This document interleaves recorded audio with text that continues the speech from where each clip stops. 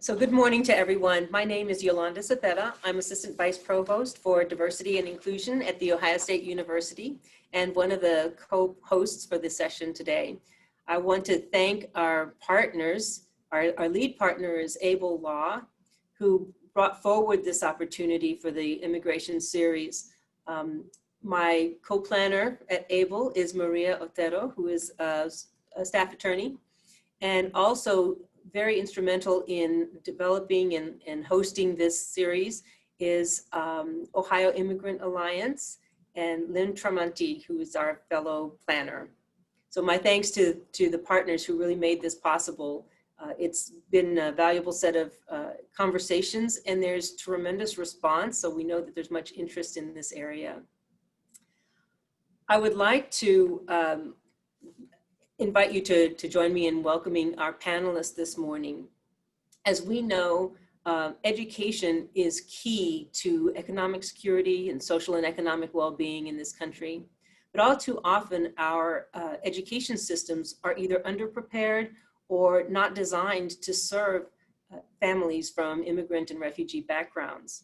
Our panelists who are here today will be sharing with us their expertise in working with education to make our education systems more accessible and more responsive to the needs of students from immigrant and refugee backgrounds. So we also, in addition to talking about challenges and learning about the barriers, we will also learn about programs and strategies for creating those gateways to our education. So with that, we will get started. Launching our discussion this morning is Reem Sabai, who will outline for us some of the key issues that immigrants and refugees encounter in the education arena, and particularly in K through 12. Reem is a civil rights attorney with the Able Law Firm, where she practices in education law, in addition to helping families with issues such as housing and immigration. Prior to joining Able, Reem did work in employment discrimination, and she has worked as a guardian in ad litem and a mediator in juvenile court. So with that, I would like to hand off to Reem.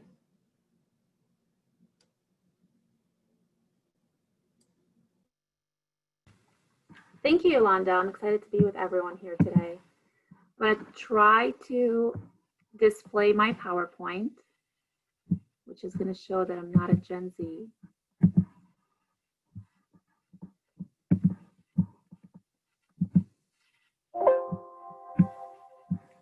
Could you display my PowerPoint, Yolanda?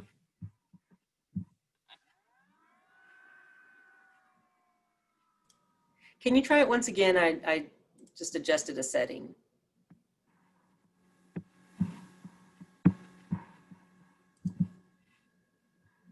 Is that working?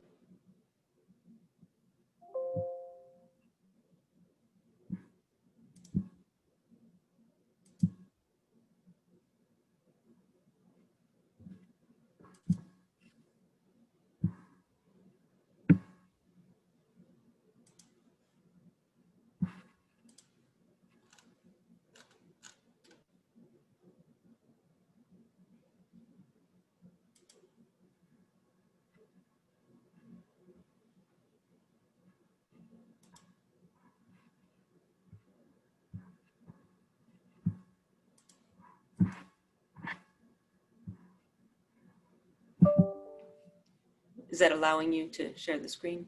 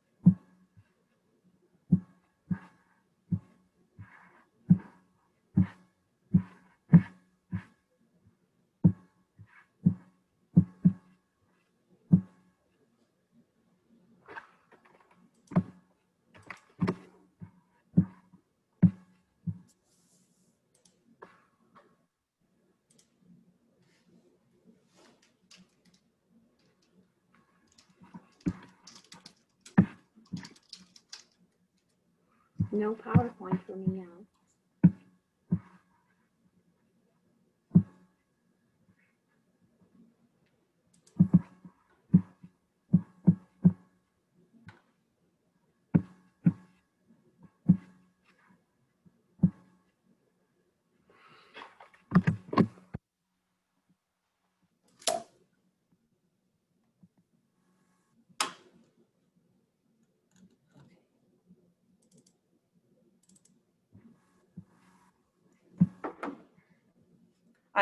It's just arrived. I'll share my screen now.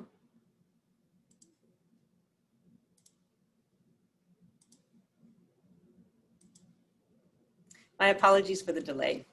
Reem? Thank you. All right. So this is a very important topic to me and to the clients that we work with, to the client communities that we work with. I want to try today to talk a little bit about the importance of language access and the barriers that families and children face in school on a regular basis. I can advance when you Thank you. tell me. Go ahead and advance. Advance.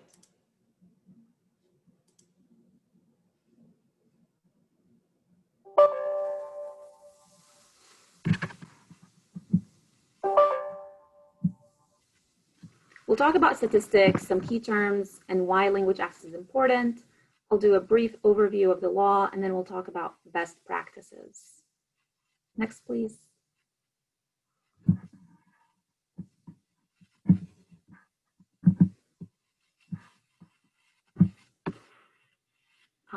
Language access is often discussed, at least at law firms, as a legal duty, a legal right that people have. And I want to emphasize that this is an issue that touches people's lives on a daily basis, not only across the country, but here in Ohio.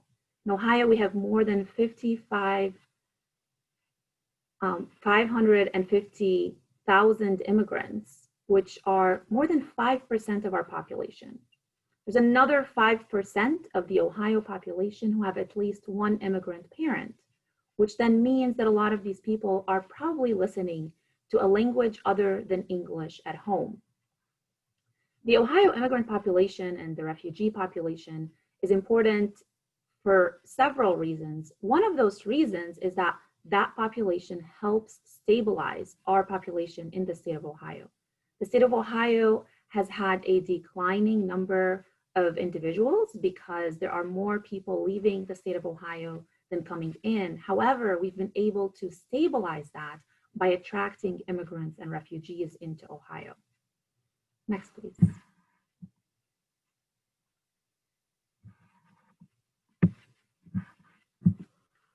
In the US, there's more than 60 million people who speak a language other than English. In Ohio, there's more than 700,000 people who speak a language other than English at home. These are the people that we know of, the people who the census has tracked. It is very likely that there are more people who have not been counted due to several of the deficiencies that the census has in its ability to count certain people and to ensure that all people are responsive to those requests for information. Next slide, please. Some of the key terms, the alphabet soup that we hear when people talk about language access are up here on this slide. And I know it's difficult for some of us to know those by heart. So we talked about the importance of understanding those variations and those rights. Part of that is learning how to identify everyone. It's important that we don't identify people who are children as limited English proficient. Why? Because they are English language learners. They are learning, they are children, they are able to learn, and they have the right to learn English. They have the right by their educational schools, by their systems, to be taught English so that they can better access our economy, they can better access our society, and they can have better opportunities for themselves and their families. Next slide, please. I'm going to take over and share my screen because I believe I have been able to do that now. So let's see. Are you seeing my PowerPoint? Great. Thanks, Yolanda. Now you don't have to take me from one screen to another. Interpretation and translation is something that I continue to confuse sometimes. Interpretation is when you're interpreting words, when you're talking and you're interpreting for someone. Translation is when you're translating writing. I guess they're both words, but it's not oral, it's written. Interpretation is oral and translation is written. Language access services. These are the services, both written and oral, that institutions and entities are required to provide to individuals who don't speak English, depending on the sources of funding that those institutions receive and the people that they're serving.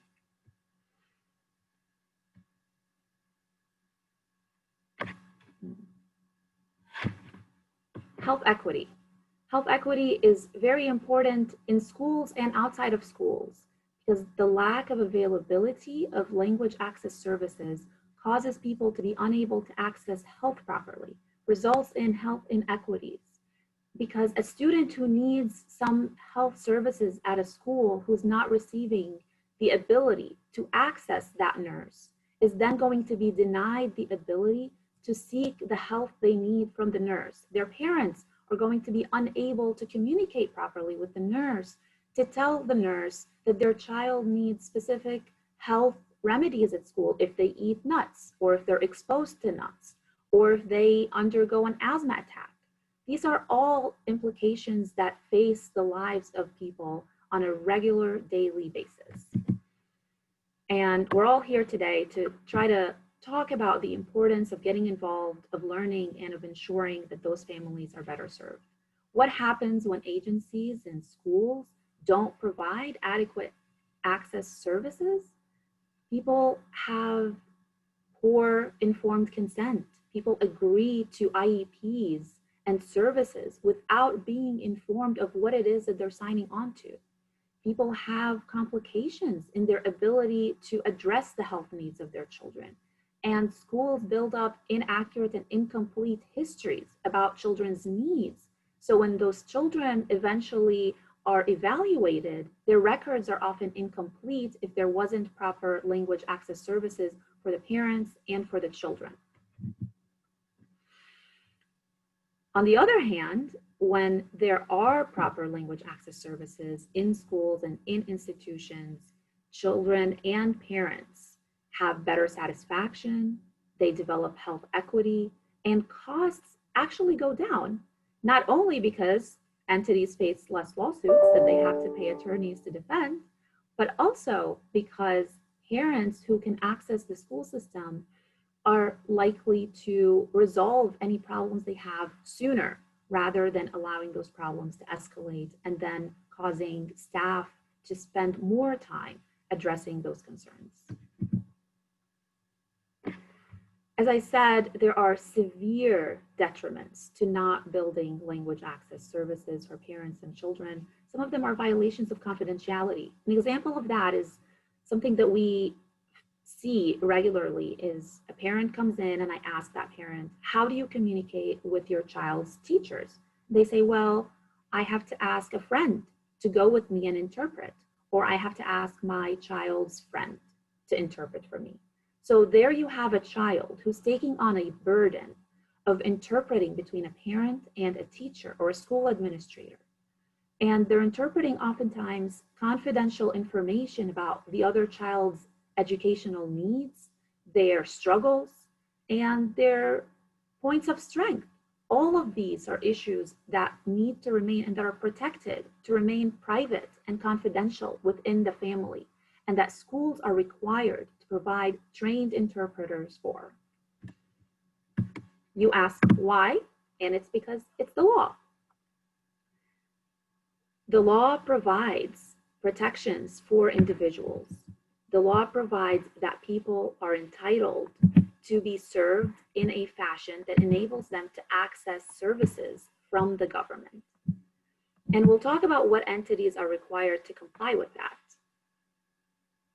No person in the United States shall, on the ground of race, color, or national origin be excluded from participation in, be denied the benefits of, or be subjected to discrimination under any program or activity receiving federal financial assistance.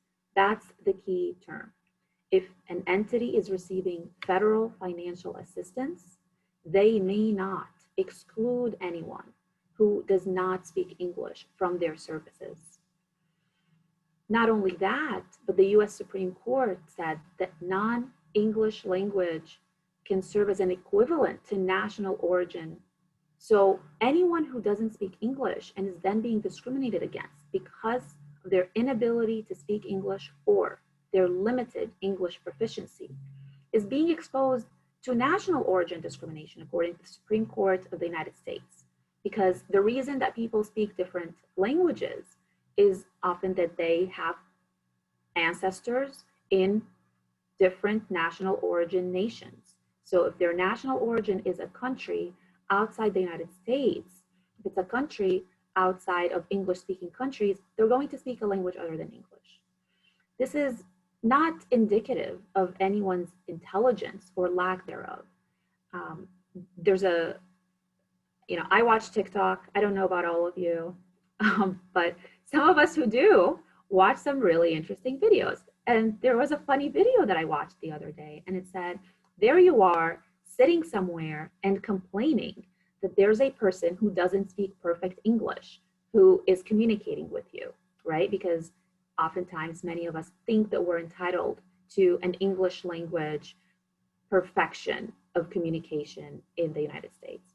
Whereas this other person is speaking two languages, which means that they clearly have learned something that you have not been able to learn, and they're trying for your sake to communicate with you in a language that you understand. You're not trying to learn a language that they speak. They're speaking for you in a way that you can understand. And their English language may be better than yours. You may just have an inability to understand a specific accent, which is something that we don't only face with people whose first language is not English. It's something that we also face when we travel to different parts of the United States. I know that I live in Ohio. I'm accustomed to hearing people in Ohio speak. And sometimes if I travel to different parts of the nation, I have a harder time understanding the fashion in which people speak. And so it's very important to center this understanding around the Supreme Court statement that anytime a person is being discriminated against and is being excluded participation in or denied the benefits of a federally financed service, that person is facing national origin discrimination in violation of Title VI of the Civil Rights Act. There's so many more laws to protect individuals. There's the 14th Amendment, where the Supreme Court also said that children without valid immigration status in the US have the right to attend public schools. That means that they have the right to attend public schools without having to disclose any immigration status information. They cannot be inquired of or requested to provide proof of lawful immigration status because that's irrelevant to their ability to attend a public school. Individuals are entitled, through residing in a specific county or school district, to attend that public school district. And then there's Title III of the Every Student Succeeds Act, which is also federal law, that provides that school systems must meet certain educational needs and cannot meet those educational needs through any segregation. So students who don't speak English cannot be relegated to one class or one school to discriminate against them in a fashion that segregates them from the rest of the student population.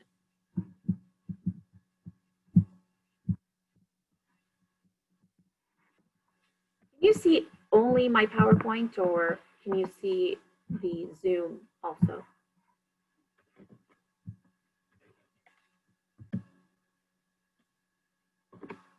I can't hear you. We see your slides, your minimized slides are on the side, so it's not the full presentation view. Okay, and then you see my Zoom participants also? You need to start the slideshow.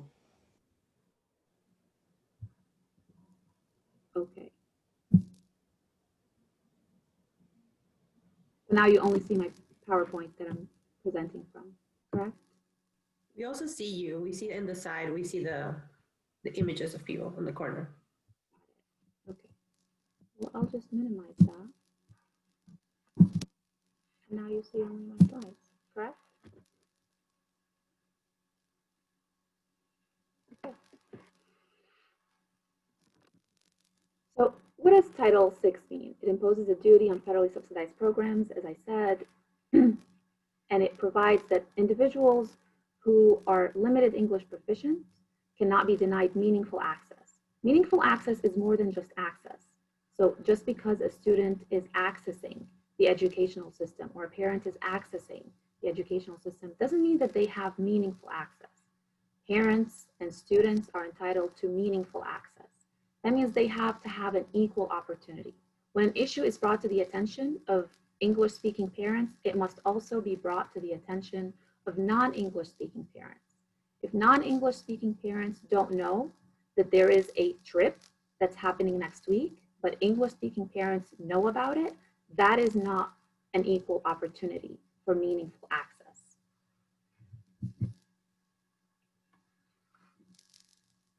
Keeping in mind that entities are required to take reasonable steps. And so while they are required to create meaningful access, they should do that in a way that is reasonable. And the government understands that entities have a lot of duties and a lot of responsibilities and are being asked to provide reasonable steps to ensure meaningful access. They're not required to take unreasonable steps, which is sort of a middle bar. They're not expected to take steps that are completely beyond their ability to take. They're not required to appoint an interpreter for each and every single family that is available 24/7 for them, but they're also not allowed to not have an interpreter that provides the family with access. And so we approach these issues with the lens of reasonableness, looking at what is being made available to English-speaking parents and comparing that to what's being made available to non-English-speaking parents. Home language surveys are very important. For those of you watching who serve and who assist families who don't speak English, I would invite you to ensure that those families are being provided with a home language survey when they enroll their children in school, and to ensure that those families are completing the home language survey to indicate when English is not the primary language used in the home. Inquire of them if they feel that they have meaningful participation to all programs, not just some programs, not only the educational programs, but also the activities and the extracurricular programs. Inquire of them if their children are unnecessarily segregated, if they're having to spend time on their own only with non-English speaking children, or are they being integrated with the rest of the entire student population?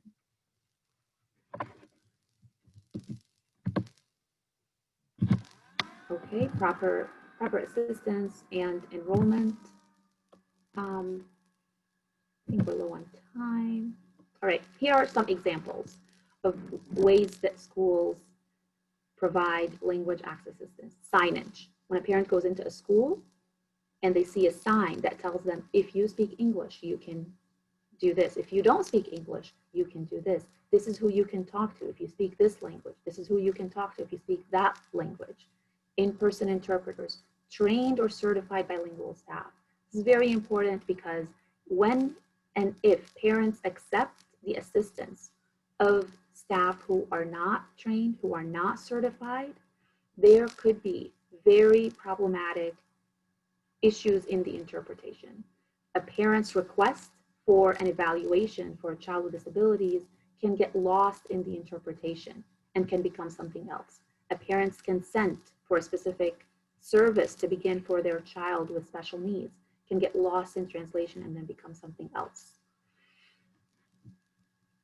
And I want to take a minute and really talk about technology, especially during the times of COVID, especially during times of pandemics and crises, times of snow days. Parents often get robocalls. Parents often get calls from a multitude of entities that are in English. They sometimes that if they are limited English proficient, they wouldn't understand. And so a school that is causing a call to go out to all parents in English only and not ensuring that parents who don't speak English have a call to them in a language they understand is not giving those parents meaningful access, is not giving them equal participation in its programs. These are some examples that we discussed: limited participation, delay of services, and lower quality services. These are discriminatory practices that are not permissible under the law.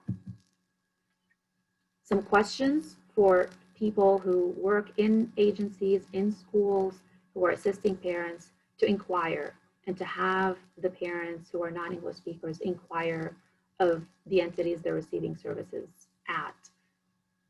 Do they have language access? Is there a language access plan? Are there trainings for staff? Because if staff are not trained and a plan exists only on the books, that plan is not being implemented properly. That plan is not effective and is not serving the needs of parents and children. Okay, I will stop sharing my screen. And I want to just end my presentation with saying that we invite all of you and every person who encounters a violation of the federal laws we covered and a limited access, a discrimination against parents or children whose first language is not English, to get in touch with us, get in touch with any of the entities that are presenting today, and make sure that rights are being enforced. Thank you. Reem, I think we have time for one. We have one question in the Q&A that maybe you can comment on. The question is, are public schools receiving the necessary funds to provide the language access services the English language learner deserves? Public schools are receiving funds to serve non-English speakers. There are specific funds that are allotted to public schools to serve non-English speakers. Schools count their non-English speakers and they request and they get additional funds for that. And they are required to comply with all of the requirements that we discussed and to ensure that every student is provided services to improve their English skills and that every parent is served so that they can properly access and ensure that their child accesses the services. Thank you. So we'll continue to encourage you to submit your questions to the Q&A, and we'll have some time at the end to delve more into those questions. To keep our program moving forward, I would like to turn to the next session. But Reem, thank you so much. That was a very informative presentation, and a reminder to all, if you missed any part of that, it will be recorded so you can reference the recording. Thank you, Reem. So now we turn to the second portion of our session. Our guests today are engaged in various sectors of education and aspects of education. So I thank you and welcome you to this session, and I thank you for sharing the stories and insights that you have with us today. I'd like to begin with Uma Acharya. Uma is a program manager for programs with the North Community Counseling Center, where she works with immigrant and refugee communities. She's also a Buckeye enrolled in our College of Social Work. So Uma, can you tell us a little bit about your story, and in particular about some of the experiences that you faced as a student, and then talk some about how those experiences have influenced the career paths that you've pursued or chosen for yourself? Hello, everyone. I'd like to thank all of you for giving me this opportunity to be part of this event. To begin with my story, I'm a former Bhutanese refugee, came to US with my family along with 1,000 refugees back in 2008 when there was a resettlement program. I was 14 when I came, so I started high school. I started as a sophomore in high school. I came to Phoenix, Arizona first. So fortunately, the high school I went, they already had a ELL department established. So I didn't have to go through a whole lot. But a lot of immigrants do not have that opportunity. Not all schools have ELL department established before coming here. Same with my little sister came to Columbus, Ohio in 2014, and she started high school in Ramsburg, and they did not have a yellow department sadly. So it was a whole lot of, it's such a challenge. At first, going back to my high school, at first it was challenging to understand rules and regulation. It's different because the education system here is so complicated to navigate with the existed adjustment and language barrier. And I came with no English, like few, but like I could not complete a sentence in English when I first came. So it was very difficult to navigate all the school system with helping parents because my parents have never been to school. So not even in Nepali or any other language, they don't speak. They speak basic language, but they can't read in any of the languages. So it was very difficult to navigate hospital system, all the resources, and me being 14 years old, I'm traveling with them every time. So it was very complicated. Going back to high school again, there was a library, of course, every high school does have a library. So, but it felt so intimidated to actually go in and study there. I never felt belonged in those open, quiet space. It was very scary. I don't know what was so scary about, but I did not want to be close to other people because I felt different. Multiple times it felt less no matter how hard of work I did to complete the assignments because of my English, limited English at that time. So my sleepless nights and other students were minimum equals about the same when it comes to scoring in the class. And it was so much a struggle to learn English because if the language at home is not English, my both parents, like I said, have a literacy barrier. So as a refugee coming from very limited to no resources, and as a first person to graduate from high school, it was very overwhelming to understand and complete the college application and other required process for college. So no matter how difficult it was, with tremendous help from my American friends, my family was sponsored by a church, so we had like quite a few people who was helping us with, training us with bus riding, like with the resume building for my parents because we came in 2008, so there was not a lot of work. It was at that time it was not a lot of work, so it was hard. And then my yellow teacher were great. So they all helped me and I was able to graduate high school as a top 10 student, which was, I felt accomplished at the time. I was proud. Soon after I moved to Columbus, Ohio, this is where my college journey began. So Columbus was great. Welcoming, especially OSU, has taught me a lot and gave me all this bittersweet memories and experience because I started back in 2013 here in Columbus, where I didn't find anyone from Vietnamese community going to college. I was new, didn't know the community much, so I didn't have anyone when I was going to college. It felt lonely. I was not involved in any events, organization. No one recommended or encouraged me to engage, at that time because I feel like it was really hard to make friends.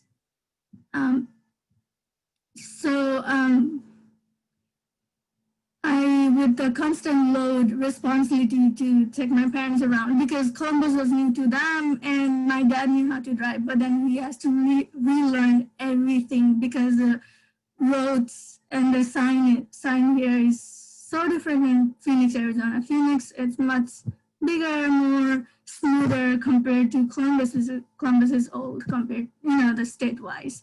So they have to learn. They have to relearn everything they learned back in Phoenix. So I was helping them with driving, finding jobs again, suitable job. My mom does not drive still. So they have to find a job together because if not my dad, then who's gonna drive her to work? So, and then it was like new beginning again here.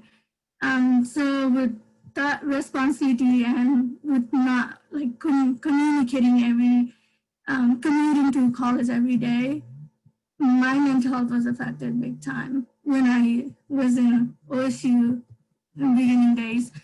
So later on, I found out that there was a community center here in Columbus. So I started volunteering. It's called Witness Community of Central Ohio, BCCO. And we were about 4 students in 2016, and we wanted to start our own student organization at OSU. We named that BASO, Witness American Student Organization. So the main goal was to provide support for newcomers because we didn't want them to go through what we went through. So in the hope of helping new students, we established that because I barely had any friends by the time I graduated in 2017. It was an everyday hurdle to be a full-time student and to work full-time to support the family because, like I said, my parents worked for minimum wage and it isn't enough to provide for a family of 5. Soon after graduation, I started working with NCC, North Community Counseling Center, at the community center, and working with the refugee kids with ETSS after school program. ETSS is Ethiopian Tohara Social Services. They also support new Americans. So I started working with kids, a lot of kids from different background. Some are from Burma, some are from Thailand, some are from Ethiopia, African countries, Ghana, and some are from Somalia.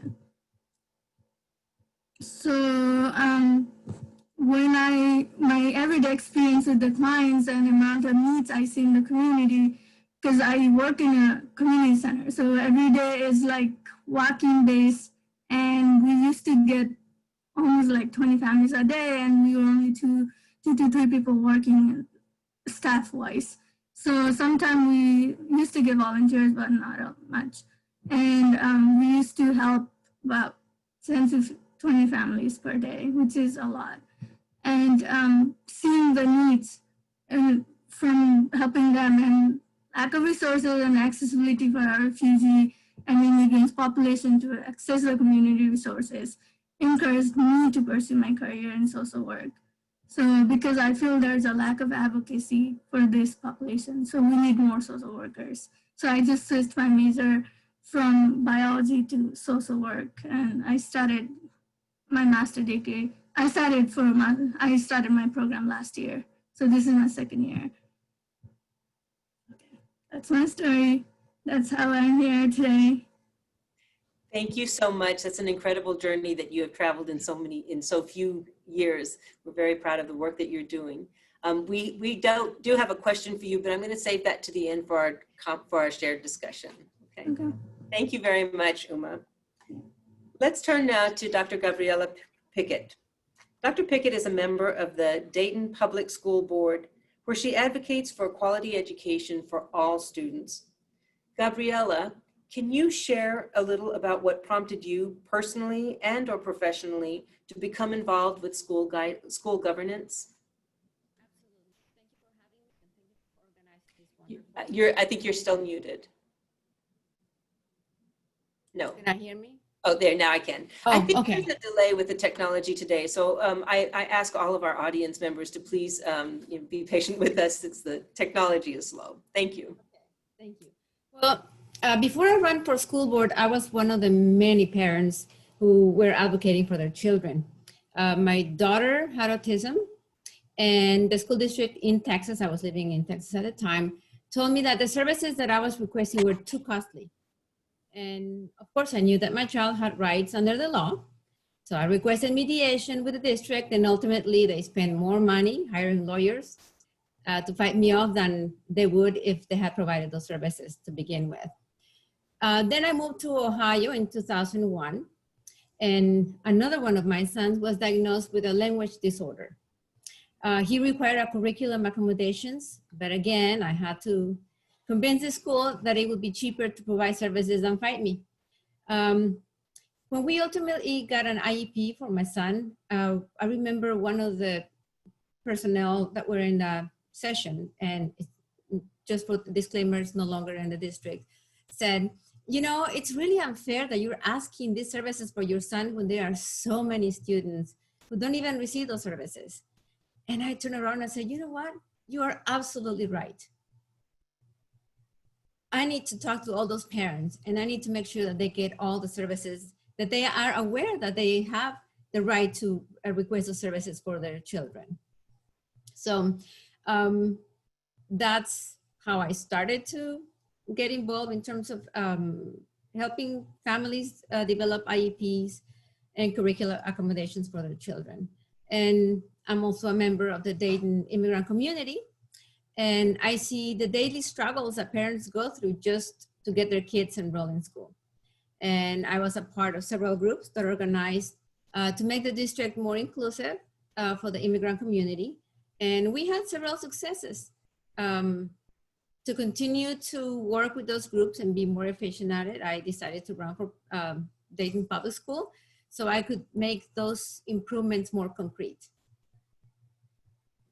Thank you. Can you share with us how you see these issues playing out in the schools in your district? Is there maybe a story that can help for those of us who don't have those experiences? How can we understand? Dayton is known for being a welcoming city, which means that we have a very diverse population. Some immigrants and refugees come to the US with interrupted education for various reasons. They might have just finished the 3rd grade when they had to leave school, and they're now 16 years of age. So they're here, they're 16, finished 3rd grade, and they come here with PTSD in some instances. Immigrant families don't just arrive at the beginning of the school year. So that's another issue, that they come year round. So many schools are at capacity, and children had to go to like different schools in the quadrants that they don't live. So when I started helping register kids in school, I identified that there were problems that were generated by the lack of communication due to the language barriers. Parents did not understand the registration process, and it took about 2 or 3 times longer to register a child if they were an immigrant. Immigrant students are at a disadvantage because, like Reem said, they need to learn the language. And at the same time, students are resilient. But normally, they're quick learners. The problem is that parents don't speak the language, and many of them will likely not learn the language to be able to communicate in a way that we would like them to. So there's that inability to properly communicate unless we, of course, have the translators at all time, or we have a way to, bridge that gap. It's important to recognize that we went from an F to a D district, mostly because we narrowed the learning gap between immigrant students and their peers. So I guess we're doing something right. In essence, the immigrant students improve the overall rights of the school district. And that's something that we need to recognize. Some of the issues that we face is the way that ESL personnel have been distributed throughout the district. Prior to 2010, I was told that immigrant students had specific schools where they had to go to. And some saw this as a form of segregation. So the district integrated ESL students into specific schools like Belmont, Ruskin, and where they had appropriate personnel to address their needs. We even had a welcoming hub at Belmont High School, which was partially funded by the city. Now it's no longer there. But some students were placed in different schools without the staff to allow them to be able to achieve what they were supposed to do. So at that point, the school district had tried to do a good thing for them. I mean, they were trying to not segregate the students. Unfortunately, this had unintended consequences. So that's when I realized that there were a lot of issues that the school district couldn't address because they didn't even know that the problems were happening. And that's why I think it's so important to have strong relationships and communication between the people who run our schools and the people in the community, even if it means, crossing those language barriers that Reem talked about before. And you asked me about a story. A student was placed in a high school that was 17 miles away from his home. His parents were not allowed to drive. So I took him to school the first day. And when I dropped him off, there was no one there to speak the language. So it turns out that when they decided to spread out the ESL students, they tried to spread out the ESL personnel as well. And in some cases, it was spread too thin. So this student had just finished the 6th grade in his country, and it was put in a 9th grade classroom. So, if we add to that the fact that he didn't learn the language, that could be like really potentially difficult. He's just within reach of these services. The services are right there, but if the school is not aware at that moment that there's a student who doesn't speak the language and it's in a classroom, it's going to take a while before that student gets identified as an ESL student and immediately starts receiving the services. That's a really complicated set of issues that come together, and it seems that we're addressing them one by one. And so if you address one issue, that has consequences for the others. So thank you so much for that work. And we'll talk some more later in the panel about partnerships and ways that we can work together to resolve these. But thank you so much for sharing your experience. I would like to turn now to Chrissy Foster. Chrissy Foster is a teacher of English as a second language with Columbus City Schools. Chrissy, can you tell us a little about your role and the work that you do?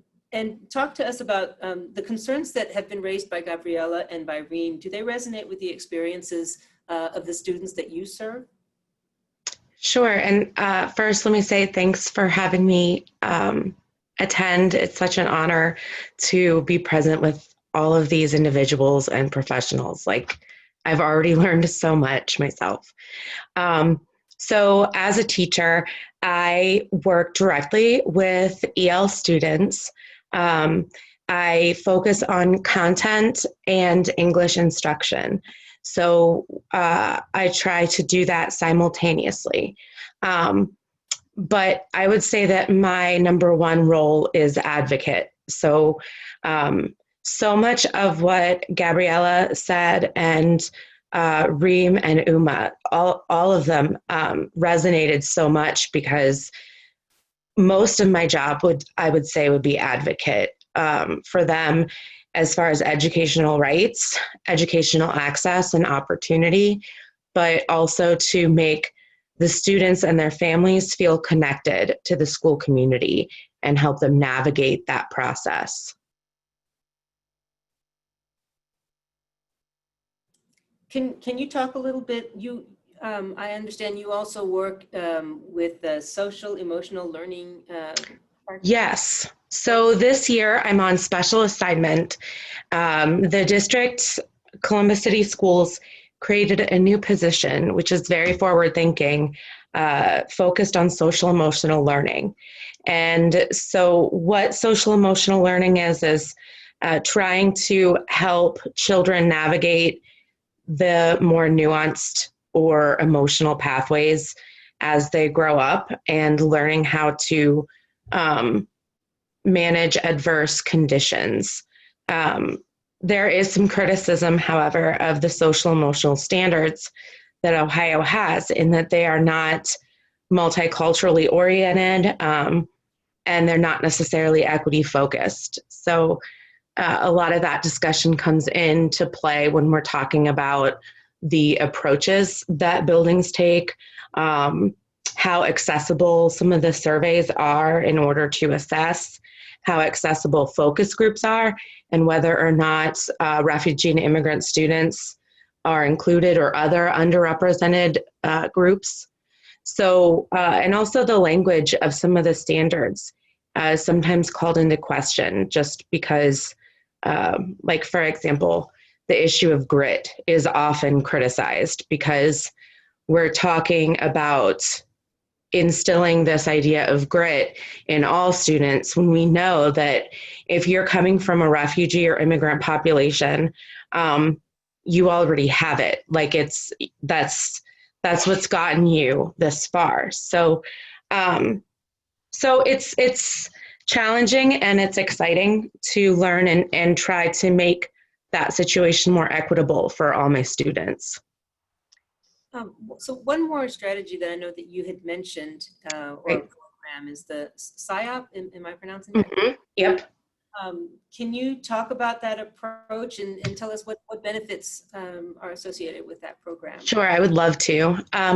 So the SIOP protocol stands for Sheltered Instruction Observation Protocol. And what that means is that we are putting language instruction more contextualized. So instead of just teaching language in isolation or doing pullout for language instruction, it's a more integrated approach where you have an EL certified teacher who's also certified in a content area.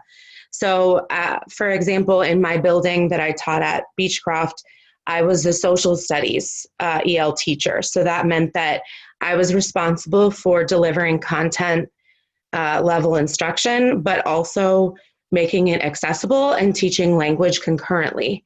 And one of the reasons why I think this system is more advantageous than others is because we're honoring the legal language of not separating students based on language. They're integrated within a building. And so they have language access opportunities to use English and their home language concurrently. And we know what research tells us is that when students have the opportunity to build their mother tongue at the same time that they're acquiring a new language, we see strength in both languages, and both languages get stronger at the same time. So that's also one of the biggest benefits to a SIOP program, is because we see that language development happening concurrently. And they have authentic opportunities to use English, so it's more contextualized. Okay, thank you. I think we have some more discussion at the end. We can talk more about possibilities that a SIOP approach offers. Sure. So thank you so much, Chrissy, for sharing your experience with us. You're welcome. I'd like to shift gears a little bit now, and we've been talking about K through 12 education, but barriers to education access and inclusion don't end with high school graduation. The transition to college can bring with it a whole new set of challenges. And to help us think about those, some of those challenges, I'd like to start with Jessica Ramos. Jessica is an attorney with ABLE who was instrumental in the campaign to gain access to higher education for DACA grantees in Ohio. Jessica, can you tell us a little bit about your work and about your successful efforts around DACA? Sure, thank you, Yolanda. So as Yolanda mentioned, I'm an attorney with ABLE, and I do mostly immigration law. And for those of you who aren't familiar with DACA, that's the Deferred Action for Childhood Arrivals program. Those are the kind of, we call them dreamers. So it was a program that the Obama administration started that granted a work permit and kind of a reprieve from being deported. And that allowed a lot of students who had come here as children, and some of whom didn't even know that they were undocumented until they were in high school. And then they asked their parents for their social security number and find out that, oh, maybe they were actually born in another country and they don't remember ever living there. I've had a lot of clients in that scenario. And so the Obama administration kind of put this Band-Aid program together. It's not a permanent program. It doesn't lead to any permanent solutions, but it does provide some temporary relief and obviously some opportunities. So basically, I was doing a presentation. The Obama administration rolled that program out in June of 2012. And that November or so, I was doing a general presentation in Columbus and was just talking about a lot of different immigration issues. And after the presentation, I was approached by a student, and she asked me, she said, do you know anything about whether we can get in-state tuition if we're undocumented, or if we don't, or if we have DACA? And, my initial reaction was, oh, probably not, because there are a lot of benefits that have been undocumented individuals and even DACA students have been purposefully excluded from receiving. And so my initial reaction was, no, probably not, but you know what, let me go look at it and I'll get back to you. And much to my surprise, I found out that just a year earlier in 2011, the Ohio had decided to pass a new law about, basically they called it the Forever Buckeye program, which was an amendment to their in-state tuition rules that basically said that if you graduated from an Ohio high school, that as long as you graduated, then you can come back, you can move away and live, but if you want to come back to Ohio, you will automatically get in-state tuition, that you didn't have to establish residency for a year or something like that. And the idea was to try to attract Ohioans back to the state to attend college. And when they drafted that law, I think that some of the legislators were cognizant of the fact that they wanted to exclude certain immigrants. And so they put a definition into the law about which immigrants were allowed and which ones weren't. And the way the terminology that they used, it was very inexact. And I was able to craft an argument, essentially, that DACA students fell into the category of immigrants that were permitted to receive in-state tuition. So I drafted that in probably January of 2013. And I think we went to Columbus State first, because that's where the student had wanted to enroll initially. She did want to go to OSU, but she was starting out by getting some of her, easy credits at Columbus State. And so we met with the administrators there and, explained the rules, and they were like, oh yeah, this would be great. We want DACA students, but they were like, well, but we have to run it by our lawyers and the Ohio, Board of Regents, which is the kind of the equivalent of the Department of Education, except at the college level. And the next thing I know, it kind of gets stalled. There wasn't. We were aware that the Board of Regents knew of my memo, had read my memo. I even had a personal friend, Mike DeWine at the time was the Attorney General, and I know someone who's a personal friend of his, and he showed him the memo and asked him, what do you think of this? And, he told my friend, this sounds like the correct legal argument that they should be given in-state tuition. However, the Board of Regents was just dragging their heels with offering an official statement or, letting all of these colleges know about it. And so what we decided was that we needed to raise awareness of the issue, and we needed to go around and convince these colleges, a lot of community colleges, but also the big universities, that this is what they needed to be doing, not only because it's the right thing to do, but it's the law, and that's what they should do. And so, the student that approached me, she had some other DACA friends, and we started meeting. And one thing that I love about the Dreamers is that, they have been so great at organizing themselves and really fighting for their own rights. And, there was a similar problem with getting driver's licenses when DACA was first extended. And, they kind of did a similar thing where they went around and talked to people, and eventually it was resolved in their favor. And so we had this group of students, and literally I had two other advocates from different, organizations with me. And we basically went on this campaign where we went around to, I think we went to maybe 20 different schools, community colleges and universities, and met with administrators. And the DACA students that accompanied us would tell their stories, and they would express their interest in attending college, but talk about the barriers that, due to their status, they're not eligible for federal financial aid. So they're going to have to pay their own way through college or find private scholarships. And so, and then of course, there's this one last barrier, which is that they couldn't be granted in-state tuition at the time.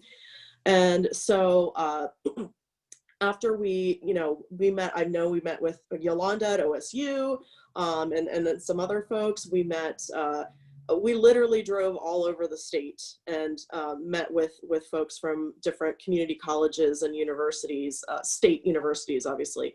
And finally, we were told that the Board of Regents was going to issue a statement imminently.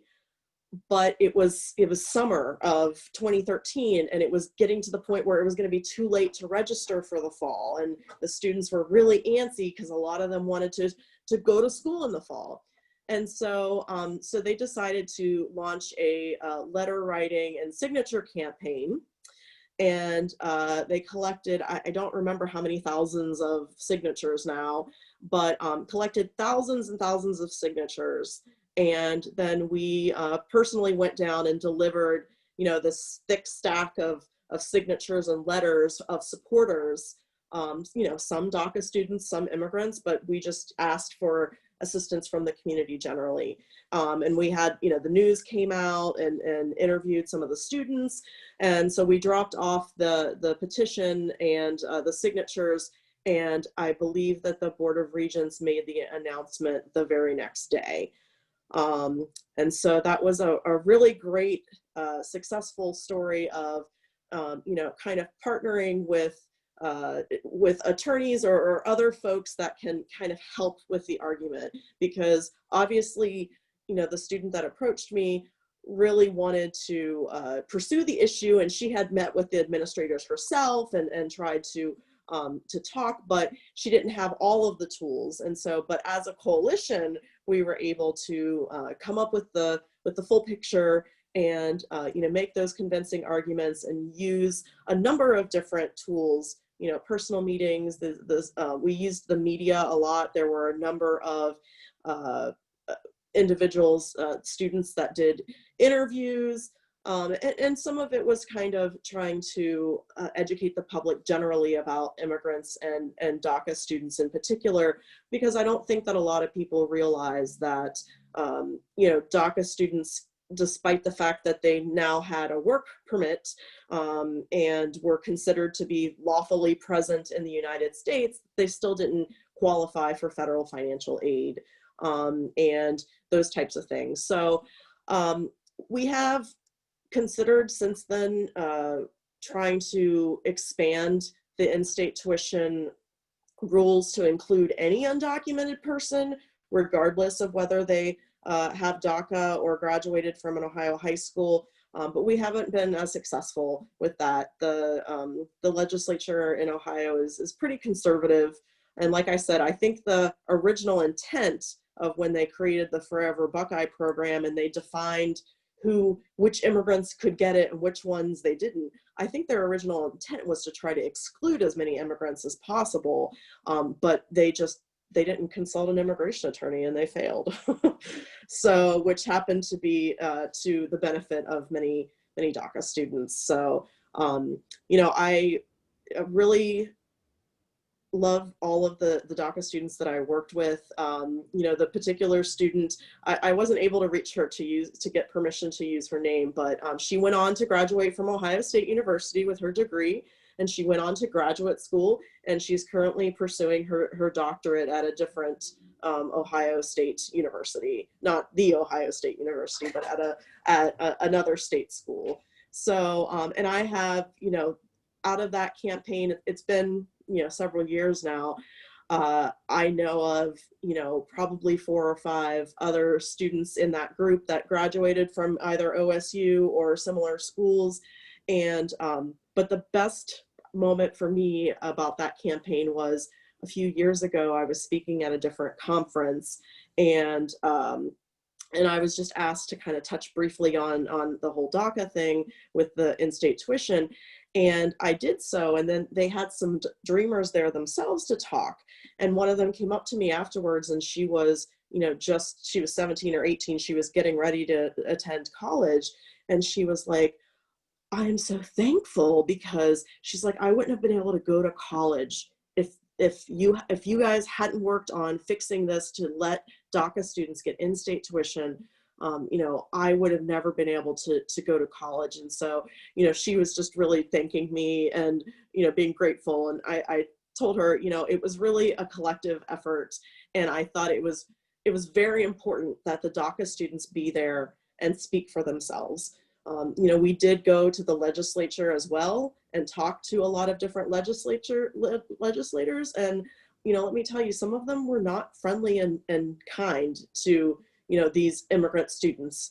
And, but they all, you know, they held their own, and they were able to articulate and express why it was important for them and why, you know, they felt that they deserved that opportunity. So I think a lot of great things can be done when, you know, everybody puts their heads together. Thank you, Jessica. That is was a great accomplishment, a great achievement. Unfortunately, the grounds continue to shift, and our work is not done yet. But I would like to continue this story of advocacy, self-advocacy, and activism, and hear from a student, Liz Morales. Liz has some insights regarding advocacy of her own. Liz is a student at Ohio State who, along with fellow members of a student advocacy group, has engaged the university administration and leadership across a host of issues affecting these students. So Liz, we'd like to hear about your path to college and the experiences that you've had since you've enrolled. You're a founding member of this organization, SCOPE, that's advocating for DACA and undocumented students. Can you tell us about the organization and some of the things that you hope to achieve? So taking the opportunities that were opened up with the Buckeye Forever achievement and now moving that forward.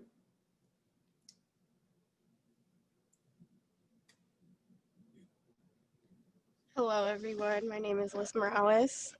First of all, I just want to thank everyone for having me here, and especially Jessica, because that was a wonderful story. And I would say, I don't know if I took having in-state for granted. I knew when I first started applying to colleges in high school, I didn't even know if I could get in-state tuition, and that was one of my biggest worries. So without in-state tuition, you're paying $50,000 maybe a year to go to college. So that was very inspiring. Thank you for that. I am part of, I would say, one of the later generations for DACA students. I was 12 when the program was announced, and I applied right away when I turned 15. So when I turned 15, I realized that was when the grind really had to start, because I knew the odds were stacked against me. I knew how to pay for college on my own. I knew that I couldn't get federal financial aid, and I knew that I wasn't qualified for a lot of scholarships. So I turned 15 and I started working, and I just said, you know what, it doesn't matter. I'm going to do it all on my own. It's going to be hard, but we're going to get through it. So that's kind of what I did. I did have a lot of help from people that I met along the way, and that was one of, I would say, one of the best things that I could have done for myself is to find people that would help me, and that knew people that I didn't, and that had resources that I didn't know. So I graduated from Dublin City Schools in 2017 and enrolled in Ohio State. And here we are 4 years later. I'm about to graduate with a degree. Along the way, I met a lot of other DACA students that had the same barriers and difficulties applying to college and being a student at Ohio State. So we decided to form a group. We're named SCOPE, Student Community of Progressive Empowerment. And right now, we are trying to continue, I would say, the fight that Jessica started, because we know that there are a lot of students that could have applied for DACA, but now can't because current administration has denied them their right to apply for DACA. And also all of the undocumented students that are out there that for some reason or another they couldn't get DACA. We want to help them get in-state tuition, maybe at least at Ohio State. We want to make Ohio State's statement towards DACA students more visible and more clear, because a lot of the time as you go through Ohio State and you have to fill out residency requirements and you want to try to get financial aid that maybe is not federally funded but state funded or privately funded through the university, it's hard. You can't really, there's no one person that you can go to. You're kind of just lost asking questions to an email that you don't really know who it is exactly. So we've also, we've had a lot of discussion with our current DACA liaison about the roles that the DACA liaison is going to have to play in future years when there are undocumented students. So we want to transition that DACA liaison to an undocumented liaison. So that way there is somebody that is familiar with the barriers and the struggles that these students come in from high school and is able to help them navigate the confusing administration at Ohio State. So thank you, Liz. Yeah, I think the first generation of DACA students who were at Ohio State lobbied the university leadership for a liaison office. And the university has identified a person, but I think a big promising step is that the university is now establishing a support team that includes individuals from across the campus to work to resolve some of the issues that you've raised or to address them. So can you tell us a little bit about some of the kinds of activities that SCOPE has engaged in? There have been so many over 3 semesters. This is our 3rd semester as a student organization. We try to be as helpful as possible for DACA students that are in college or even in high school. So when we first started the organization, we always said that this is for, like, yes, we are a student organization at Ohio State, but it is not just for us. We want to serve the greater community in Ohio that is undocumented and that has DACA, because we are the only organization in Ohio for undocumented students that's at a higher institution. So our events range from money workshops to talking about dating and being undocumented. And we've also had a lot of panelists, so a lot of DACA students that are kind of from that first generation. They will talk to us and explain the struggles that they faced, how they went through their undergraduate experience, and how they're currently doing, so that we know kind of like what to expect in the future, and we can learn from them as well as far as advocacy goes. And I think you've also had some presentations, right? You've Yes. tell us about some. So we presented, yeah, sure. We presented at Kent State last year at an education summit, and that presentation was more geared towards the challenges that K through 12 students that are undocumented or that have DACA face when they're applying to colleges, how there's no help because a lot of their guidance counselors don't know what DACA is and don't know how to help them, don't know what they qualify for, don't know, like they can't give any advice really. And as well as in college, when they're dealing with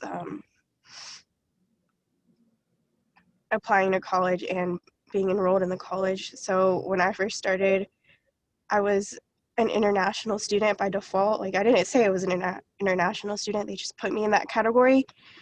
And one of the first things was, oh, you have to get your US vaccinations because you're international. I was like, okay, I don't think I need these. Yeah. Okay, thank you, Liz. So we've touched on different specific barriers in K-12 and then in higher education. I'd like to now turn to some interactive discussion on some broader themes. So thank you, Liz. And what I'd like to do is I'll raise a question and maybe one of you can lead us off, but I'd like to get anyone else who has thoughts around this issue to jump in. And I'd like to start by addressing a question to Gabriela. This is around culture. So Gabriela, children in immigrant families are often caught between conflicting expectations of their parents, their peers, and then the school personnel, teachers and others. Do our school policies, programs, and our personnel, do they regard the culture of immigrant families as an asset or a barrier for the educational success of their children? Do you have some thoughts that you can share around that issue?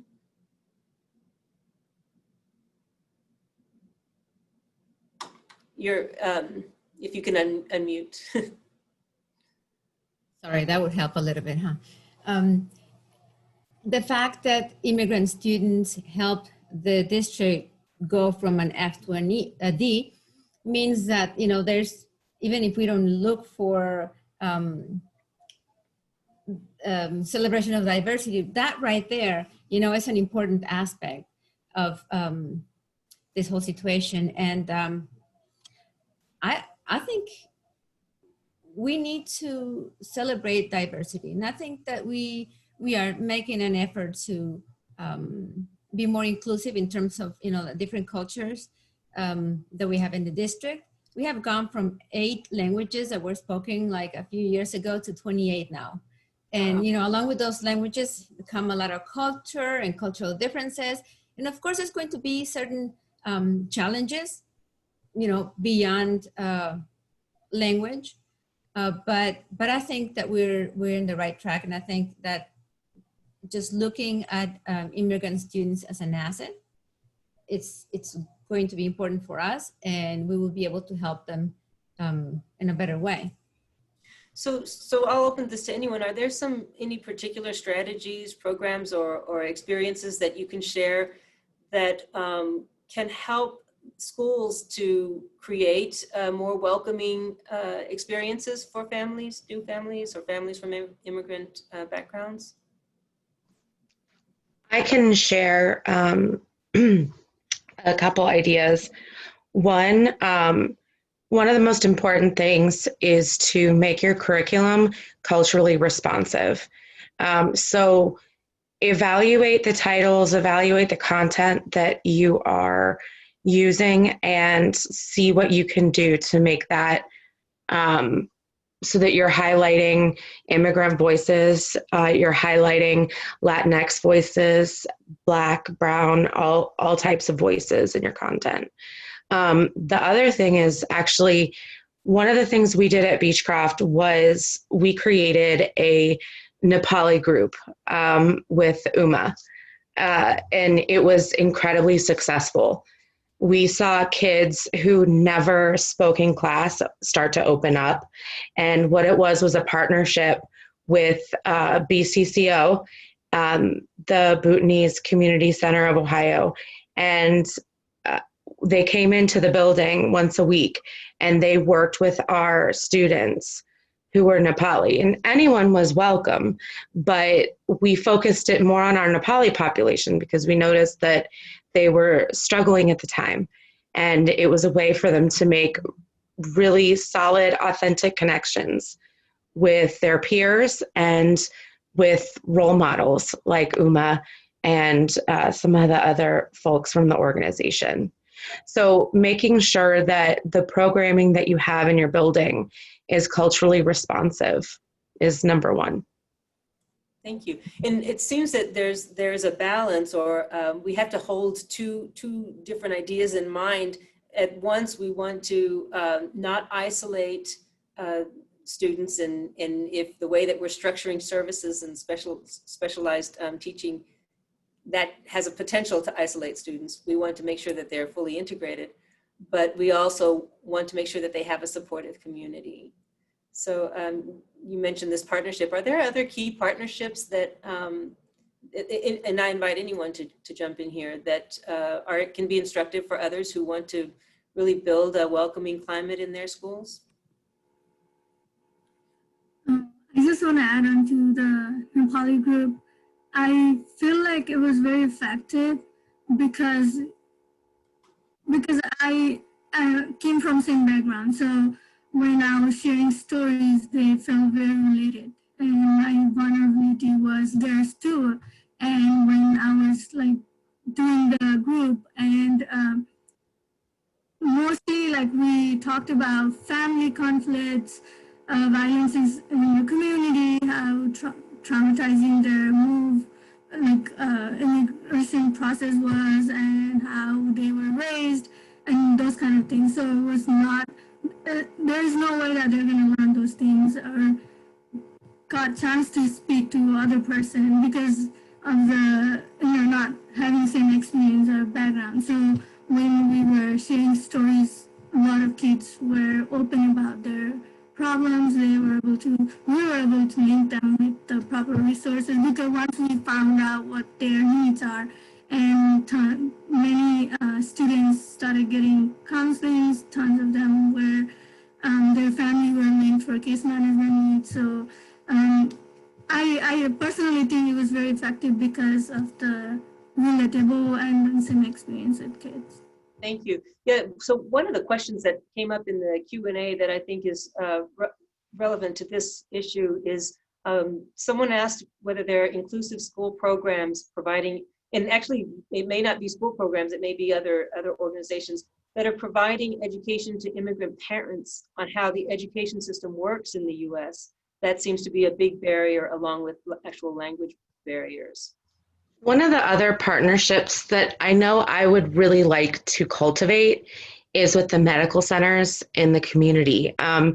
Earlier, Reem mentioned that, medical communities, education communities, they have a responsibility to provide interpreters. Well, a lot of times I would have students absent to go to appointments with parents or siblings, and I think she really touched on the power differential there. And what would be ideal is to restore some of the dignity back to parents by creating partnerships with medical communities. Even though this is a panel about education, it really affects education a lot of times because in some communities, there's a lack of trust of organizational interpreters.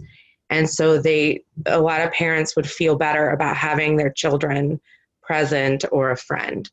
And if we were able to create that partnership, then we would see children not missing school as much. And we could also help families navigate the medical pathways in addition to the education pathways and have them really connect, especially because there are so many doctors, for example, that speak multiple languages. So if there was a way to connect families in that way, and like I said, I know this is a panel about education, but what you find is that so many other avenues, they link together. And it's so important that our families are healthy in order to go to school. So. Thank you. Well, that kind of segues into another issue that I hear about frequently, and that's around mental health services. In many respects, the migration and resettlement process itself can be a source of trauma, and it can disrupt one's identity and their own familiarity. So immigrants also find themselves or may find themselves in without adequate resources to address mental health. And then we add or layer on that COVID. So I wonder, are schools providing for the mental health and well-being of children from immigrant and refugee families And I also would like to kind of look to Reem. Is there a requirement that schools provide for the mental well-being of students? Yeah, of course. Schools are required to provide equal access to students and parents, irrespective of their language, to all programs that the school is providing. If the school is providing access to mental health services to non-English speaking, to English speaking parents, it must provide that same access and those same services to non-English speaking parents. What you're bringing up also implicates special needs services. And students who have special needs are entitled to additional services. Children who have special needs and who are non-English speakers are entitled to services that ensure they are able to access the educational curriculum depending on their special needs, and are able to learn English depending on their level of need to learn English and advance their ability to access curriculums in English. If I may, Unfortunately, sorry, I thought you were. Unfortunately, a lot of school districts don't provide all the necessary mental health services to either English or non-English speaking children. Gabriela? Okay. I'm really happy to say that we are partnering with Children's Hospital to make sure that we have mental health providers in every single one of our schools. And in addition to that, we created a position that it's called resilience coordinators.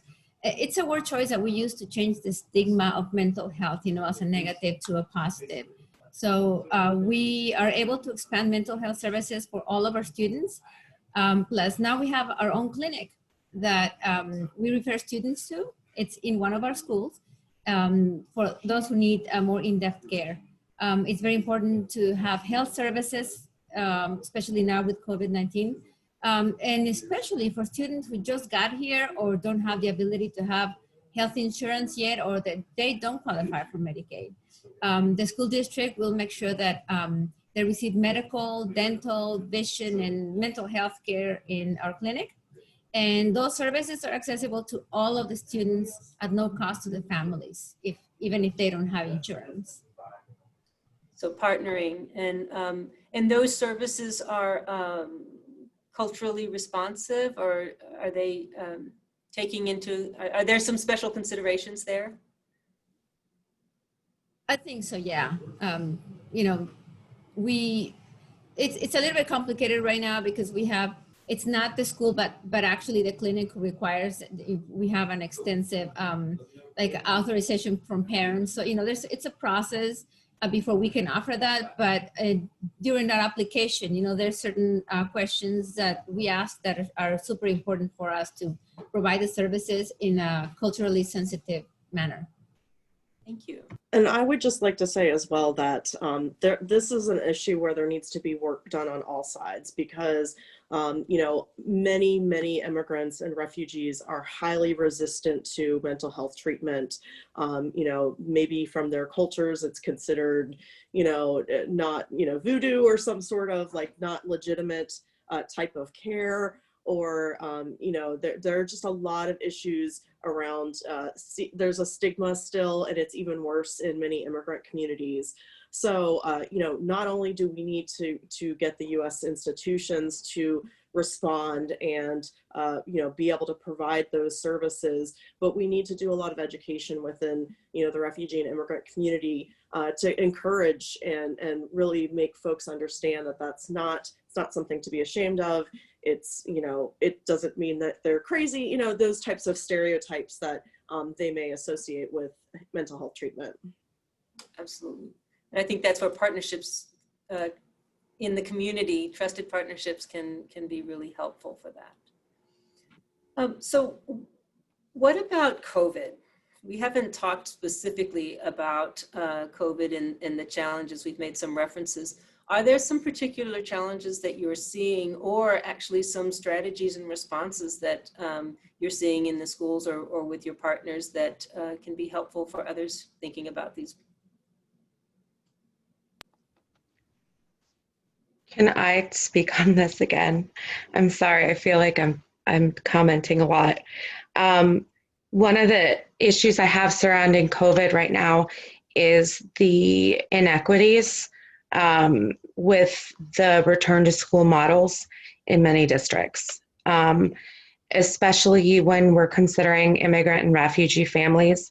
You know, legally, we don't know their document status. We don't know, and we shouldn't know that because, as Reem said earlier, they have legal rights, you know, to keep that private. So one of the issues I have with the going back to school is when these populations don't have regular medical access, how equitable is it then to put them in potentially dangerous situations when parents have to work? And so they might be required to put a child in a hybrid model, for example, even if they don't want to. We're seeing this pop up in so many districts right now that are talking about returning to school full time. And I think one of the bigger questions is how would we make a return to school an equitable opportunity for all populations, especially refugee and immigrant populations? Yeah, I'd like to add to that. The rule is really the same. The rule is the same at every juncture. When a school district or a state extends specific services to English-speaking parents or children, they must ensure the non-English speaking parents and that English learner students have the same access and have meaningful access to those services. If a school district is providing remote learning that is assisted by instruction, that is assisted by a teacher who speaks English to English-speaking children, they must provide instruction and assistance as needed to non-English speaking parents and to English learner students so that they have the same meaningful, equal access to the curriculum.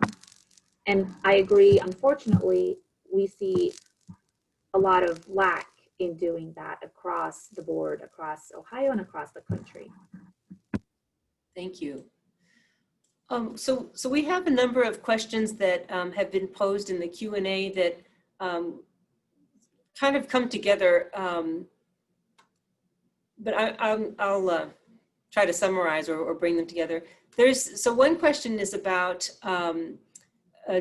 discriminatory language in Ohio legislation. The question is, some require employers to participate in status verification systems of new employees and provide local sheriffs the right to cooperate with ICE, and others require proof of US citizenship or a valid driver's license. While the language in the Forever Buckeye program was vague and could be argued to apply to DACA students, how does the language of these other laws create language barriers in an atmosphere of fear and insecurity? Yeah, that's a great question. And, you know, I would just say immigration is an extremely complicated area of law and an extremely complicated issue. Unfortunately, I think that it has been generalized, or in many people's minds, it's been simplified to black and white and, you know, legal or illegal or those types of things. And it's much more complicated than that. What I can say is that the large majority of legislators and the laws that they write, they don't have any immigration knowledge. They're just basing their, you know, desired laws on their, I guess, personal opinions or beliefs. But it's common for, I mean, even just a few years ago, I remember a legislator proposed a new law in which he mentioned that, you know, something about the INS. And the INS hasn't existed in almost 20 years now. It's now the Department of Homeland Security. And so that was just, you know, the first tip. And it was actually a law that was trying to basically make something illegal that's already illegal. So, you know, I think oftentimes there's a lot of our legislature and laws, unfortunately, are not necessarily drafted by people that understand the issue and can adequately you know, speak to that. But obviously any of those types of laws that the purpose, or maybe part of the purpose, is to scare individuals and you know, keep them from seeking whatever services or, denying them access and those types of things. And so it does have a chilling effect. I think for some of our immigrant community, though, authority and, legislators and police are all kind of one group. Like, they don't necessarily distinguish between ICE and the police, right? Immigration or the police. They're all law enforcement to them. And I think it's the same thing with the laws. Sometimes, they don't necessarily know the difference between, the state laws or the federal laws. And unfortunately, right now, our federal policy on immigration is extremely harsh and extremely discouraging to immigrants, and is basically, unfortunately, trying to drive people out of this country. And so, I don't know what the answer is to that. I mean, obviously education, but it's a difficult thing. And there's a lot of people stirring the pot and trying to contribute to, the conversation or the policies that don't have any idea what they're doing. Yeah, I think there's confusion and misinformation or ambiguous information, leaving lots to interpretation, is a big part of the landscape, especially at this time. Just to clarify one question that it was raised by one of our guests, one of the participants, is are DACA students considered international students for the purposes of student insurance coverage at universities? And if so, does that status compromise the health services that are available to them? So one thing I will mention, I don't know the exact answer to that question, but during our campaign where we went around and met with these 20 different universities and community colleges, basically most of these schools consider that unless you have a green card or you're a US citizen, if you have any other type of status, even if you're a refugee or there's hundreds of different types of immigration status.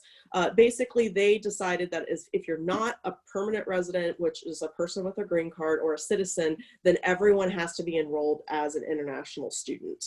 And that created a lot of confusion for our DACA students because they didn't understand that international students are still eligible for in-state tuition, which doesn't really jive very well. It's not a concept that people easily understand, but the rules are clear that international students, it's kind of like a strange label that the schools slap on the kids, but don't necessarily, it doesn't necessarily affect every single area of their education, such as being eligible for in-state tuition.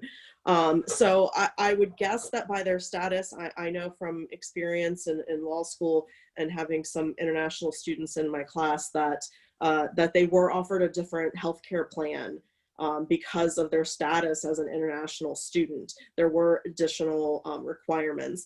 And that has been something that we've spoken with certain schools about, considering the possibility of trying to maybe reclassify what constitutes an international student, because there are plenty of folks who have attended high school here, have been here for many years on some sort of immigration status, temporary kind of status, and they're really not international students. I mean, to me, an international student is someone who is coming here after having their basic high school education elsewhere.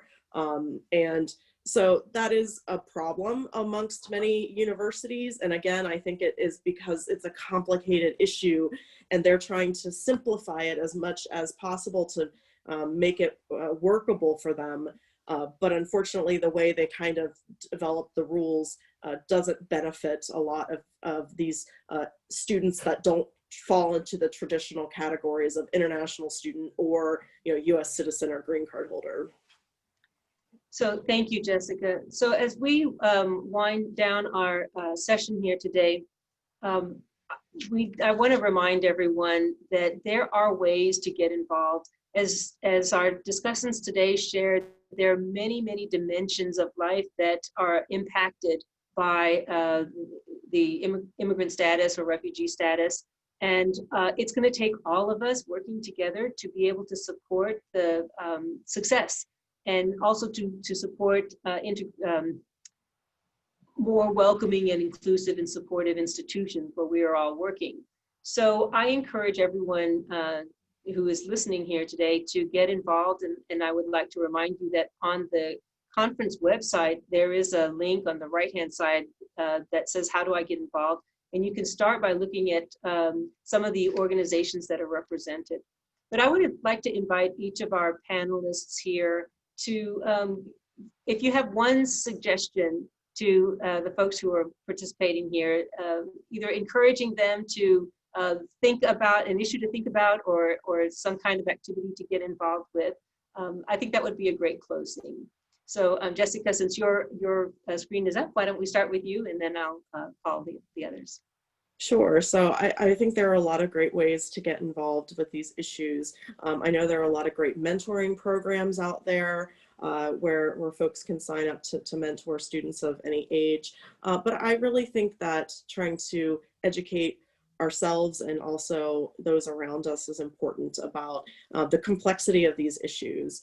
I think that is one really great way to try to, ultimately what we need to do is change the narrative around immigration generally, because it is so vitriol filled right now and hateful, and we really need to try to change that amongst the general public. And the best way to do that is to engage folks in conversation. And a lot of people just don't have the facts about, you know, what the situation really is like for immigrants and refugees. So, you know, that's, and vote, of course. I'm always about civic engagement, so. Thank you. Thank you. Dr. Pickett, Gabriela. Okay. So we must celebrate diversity. I mean, there's no question about it. And we need to teach students the importance of having a multicultural community, because, you know, that's our responsibility. But I think as a community, we also have a responsibility to show some empathy. And one way that I try to put it into perspective for people is I tell them, it's like if you and I go right now to Japan to learn German. You know, a lot of people not only don't know the language, but they also have very limited literacy in their own language. So, you know, it's a very complicated issue. As an educator, I can tell you that relationships between teachers, parents, and students are super important. So I would invite a community to volunteer, not just to celebrate these cultures, but also, you know, to help us out in terms of improving the communication that we have with, especially with the parents, right? Thank you. Thank you. Uma.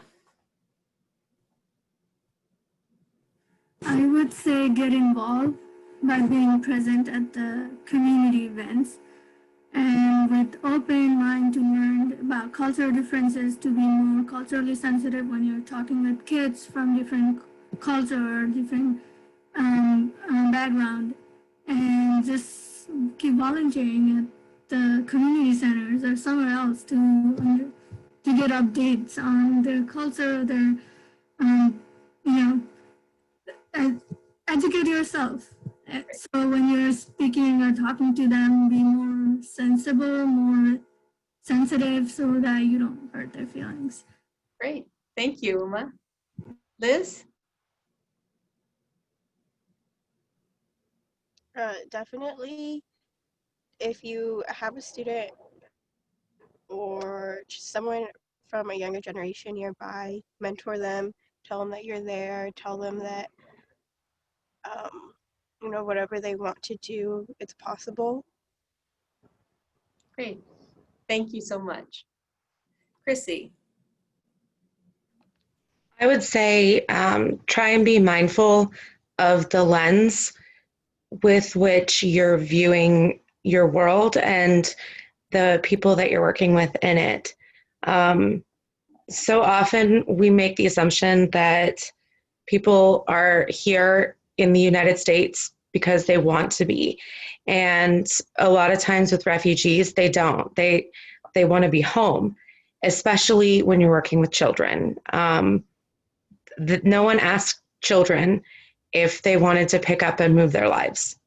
And there's an inherent powerlessness in that. And so always being aware of the lens with which you're approaching your interactions and your teaching and your support. Thank you, Chrissy.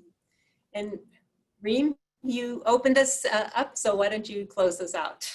Thank you.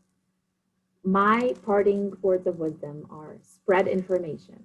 Ohio has more than 60,000 English language learner students, and their success is telling of our success and our growth as a state.